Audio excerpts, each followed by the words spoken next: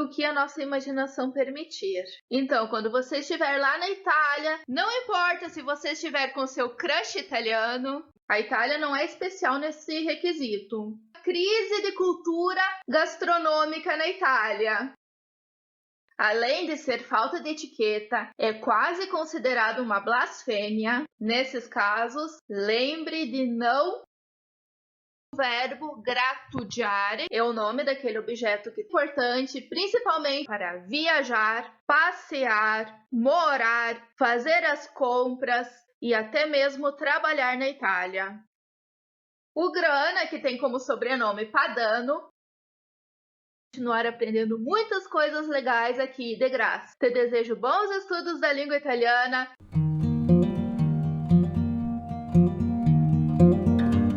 Você já participou de uma dessas semanas do italiano aqui no YouTube? Se sim, conseguiu aprender alguma coisa realmente útil para quando você estiver na Itália? Agora está rolando uma semana do italiano, aonde o professor vai no restaurante lá na Itália, pede uma massa e chama o garçom para pedir um queijo. Ele ensina os seus alunos a chamarem o garçom assim: Mi puoi portare un po' di formaggio?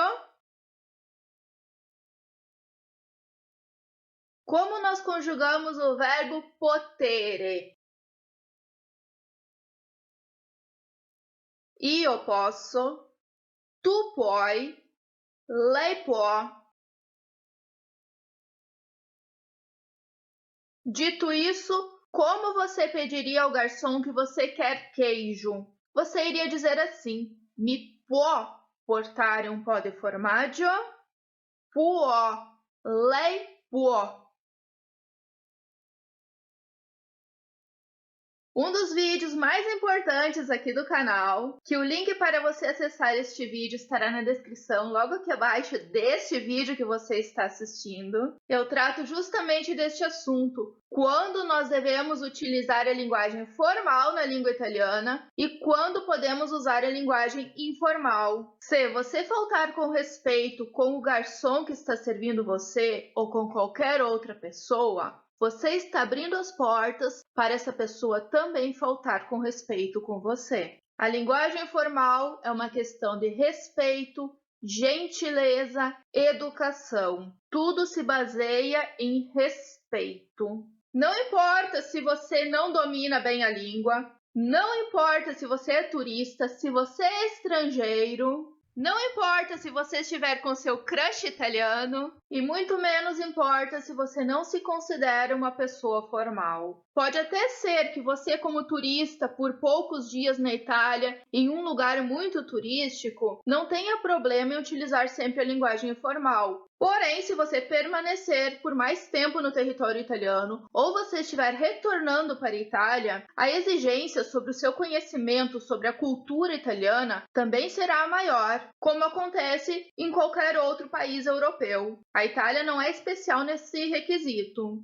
Nos nossos encontros gratuitos de conversação, eu não gostaria de escutar os alunos falarem puoi quando a gente está usando uma linguagem formal. E muito menos durante um curso de imersão lá na Itália, que logo os cursos de imersão na Itália estarão voltando. Isso é um assunto que nos leva a pensar em uma crise de cultura gastronômica na Itália. Você pedir queijo quando o molho da massa é feito com peixe ou produtos do mar. Além de ser falta de etiqueta, é quase considerado uma blasfêmia. Em italiano falamos sempre peixe, seja camarão, seja marisco, seja qualquer concha, qualquer coisa que venha do mar. Polvo, lula, consideramos tudo peixe. Ouriço, estrela do mar, que ninguém vai comer estrela do mar. Nesses casos, lembre de não pedir e não colocar, se tiver à disposição, queijo no seu prato. Vamos ver como escrevemos peixe em italiano? Escrevemos assim. E camarão, como é em italiano? É gambero. E se for pequeno, esse camarão vai ser gamberetto. No plural, gamberi, gamberetti. E marisco. Como é marisco em italiano? Cozze. Lula é calamaro. E no plural, calamari. Polvo é polpo e não pólipo. Apesar de muitos italianos falarem pólipo, se você lembra das suas aulas de biologia, pólipo se trata de um outro animal e a mesma coisa acontece na língua italiana.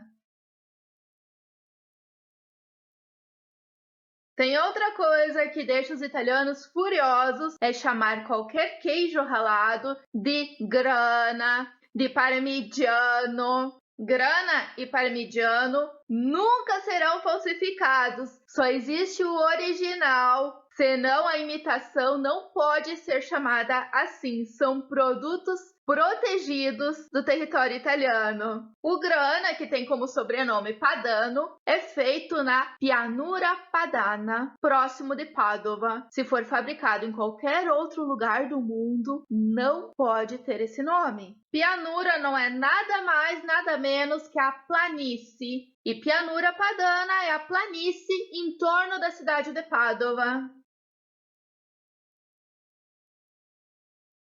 Já o parmigiano reggiano, como o nome diz, é fabricado na região de Parma e só lá. Então, como você irá dizer queijo ralado em italiano? Nós já falamos muito essa palavra aqui nos vídeos anteriores do canal. É bom você assistir todos os vídeos anteriores, tem informações riquíssimas. Queijo ralado em italiano é formaggio grattugiato. Queijo é formaggio, grattugiato é ralado. Daí nós podemos aprender o verbo grattugiare, que significa ralar. É o nome daquele objeto que temos na cozinha e serve para ralarmos as coisas, os alimentos, não apenas o queijo, como a cenoura também, e o que a nossa imaginação permitir. Então, quando você estiver lá na Itália, na cozinha com os seus amigos cozinhando e você quiser ralar alguma coisa, você irá pedir para eles uma grattugia.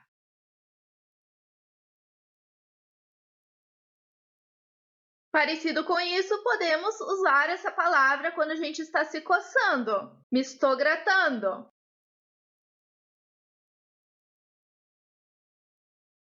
Me grato.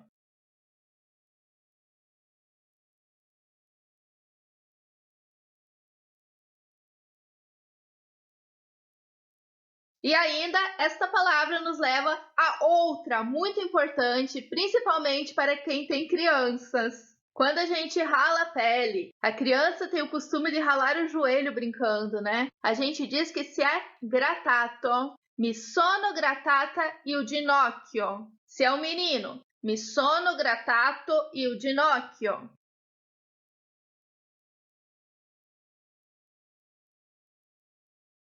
Porém, quando um gato unha você, arranha você, né, com as unhas, você vai dizer que é um graffio, que o gato te ha graffiato, porque não é uma ralada, mas uma arranhada. O gato não ralou você, mas arranhou você.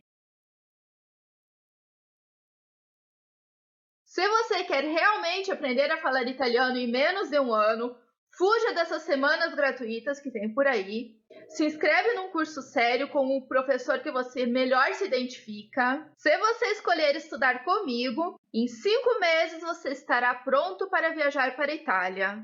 Mas já vou te avisando que não é nenhum milagre. Você irá precisar estudar muito. É preciso dedicação e força de vontade. Você terá 2 horas para conversar comigo e muitos vídeos para assistir. Em 5 meses você estará preparado para viajar, passear, morar, fazer as compras, e até mesmo trabalhar na Itália. Esta metodologia já foi testada e aprovada por mais de 3.000 alunos desde 2013. De 2013 a 2019, com aulas presenciais na Itália, e de 2019 até agora, com aulas online. Isso mesmo, quando a pandemia começou, eu já tinha quase 1 ano de experiência com aulas online, como faço hoje, comprovando que aqui não tem nada de improvisação e que as minhas aulas online não começaram por causa da pandemia. E muito menos que eu comecei a ensinar italiano por causa da pandemia, demonstrando que aqui não tem improvisação. Claro que se você não quiser fazer parte dos meus alunos neste curso que prepara você para morar e trabalhar na Itália em 5 meses, você pode continuar aprendendo muitas coisas legais aqui de graça. Vou ficando por aqui, te deixo aquele super abraço, te desejo bons estudos da língua italiana e nos vemos amanhã. Tchau!